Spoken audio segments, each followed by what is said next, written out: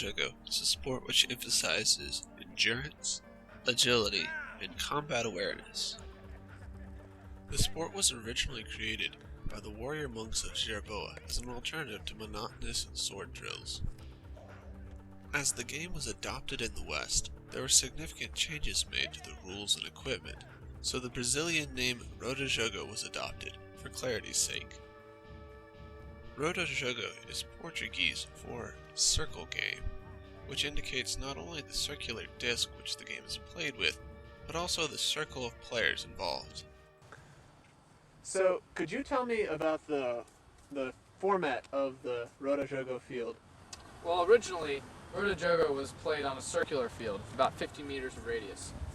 And now it's played on a rectangular field, about the size of a soccer field or a football field. Alright. What about goal zones? Could you tell me about those? Well, originally, on each side of the circle would be a smaller circle, and that would be the goal zone.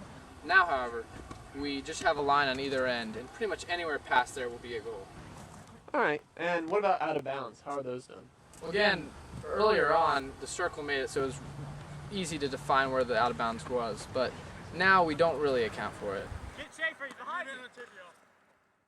Because of the unusual end-zone design, players sometimes favor extremely long throws, which are chased down by a pair of receivers.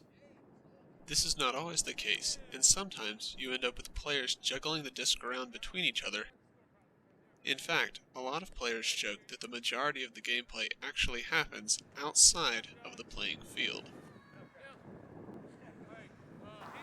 Could you tell me a little bit about how scoring works in Roda Jogo?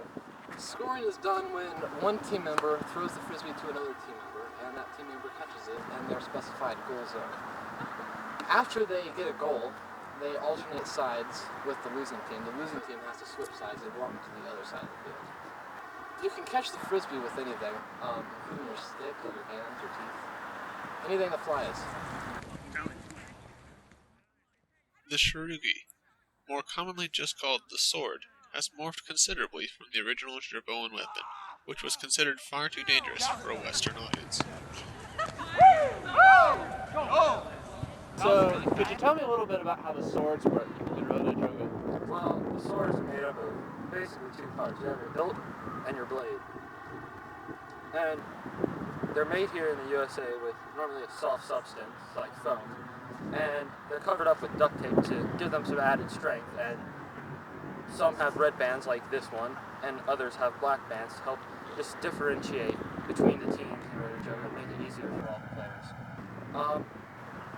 In Roda Jogo, you can only really slash with the swords. You can't stab or pommel other players because it would injure them and hurt a lot. But that's pretty much it. Thanks. I appreciate it. In Roda Jogo, a player can challenge a member of the opposing team by swinging their sword at them. The opposing player can choose to accept the challenge by fighting back, or decline by running away. Challenging has no value in itself, except that it keeps the opposing players from being able to focus on the disc. Just a note, a player can be re-challenged indefinitely, but there can only be two people. Could you tell me a little bit about the disc that y'all use when playing Roda Jogo? Yes, we use an aerobi disc. It is hollow in the middle, which makes it easier to catch, and it's made out of plastic and a rubber material. And it's a little tricky when you're throwing it in the game, especially when you're getting like black with it, with the swords, you know. Is it a pretty heavy disc or is it pretty light? It's very light, and that's what makes it tricky, I suppose. Because Roda Jogo is still a new sport in the United States, player experience is often very uneven. Outside sports, such as Kendo or Ultimate, factor heavily into player ability, and height is often a valued characteristic. Still, teams will often self-balance to accommodate for different players by playing at different intensities. Alright, so could you tell me a little bit about how teams are picked in Roda Jogo? Sure. Picking teams is really informal.